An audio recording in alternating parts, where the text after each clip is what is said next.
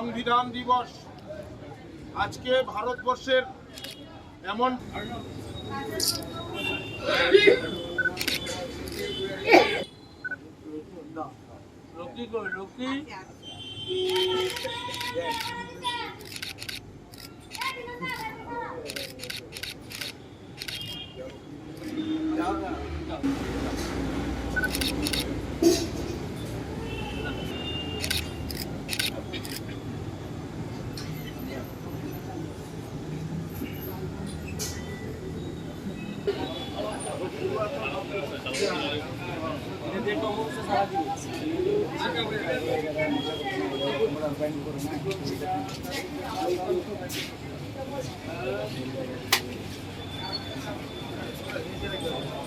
আজকে 26শে নভেম্বর ভারতবর্ষের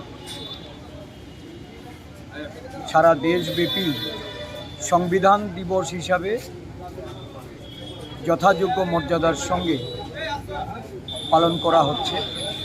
আমাদের ত্রিপুরা প্রদেশ কংগ্রেসের প্রধান কার্যালয়ে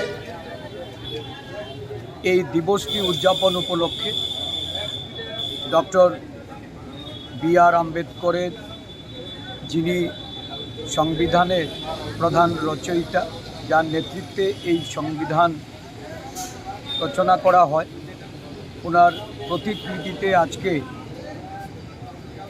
মর্যাদার সঙ্গে আমরা শ্রদ্ধাঞ্জলি অর্পণ করি। সংবিধান মূলত দেশের প্রত্যেকটা জনগণকে তার অধিকার, দেশের সার্বভৌমত্বর উপর যে মানুষের যে মৌলিক অধিকার, এই অধিকারকে সুরক্ষিত করে দেশ কিভাবে পরিচালিত হবে, দেশের জনগণ কিভাবে তার সমস্ত সুবিধাগুলি পাবে, এটাই ছিল মূল লক্ষ্য। একটা আইন দ্বারা সারা দেশকে পরিচালনা করার জন্য এই ডক্টর বি.আর. আম্বেদকরের নেতৃত্বে এই সংবিধান রচনা করে ভারতবর্ষকে একটা সংহতি অখণ্ড ভারতবর্ষের রূপ দেওয়া হচ্ছে।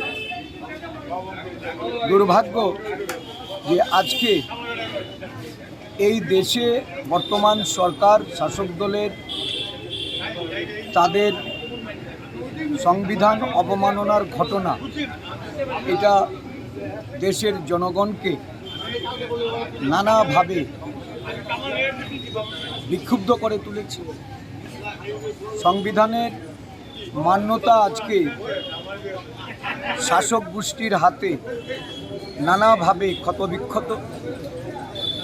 দেশের সংহতি, দেশের সামগ্রিক যে উন্নয়ন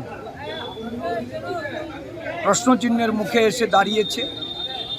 এমতো অবস্থায় বিরোধী দলগুলি নানাভাবে এই সংবিধান রক্ষার্থে, সংবিধানের কার্যকারিতা এটা জনগণের জনকল্যাণে এবং জনস্বার্থে এটা যেন প্রযোজ্য হয়, তার জন্য প্রতিবাদ করছে। নানা জায়গায় এই অসাংবিধানিক কাজকর্মের বিরুদ্ধে প্রতিবাদ হচ্ছে, প্রতিরোধ গড়ে তোলা হচ্ছে। আমরা বিশ্বাস করি যে আমাদের রাজ্যে যারা আজকে শাসন ক্ষমতায় বসে সংবিধানকে মান্যতা না দিয়ে দলীয় প্রয়োজনে অসাংবিধানিক কাজ করে এই রাজ্য পরিচালনা করতে চাইছে, আজকের দিনে আমরা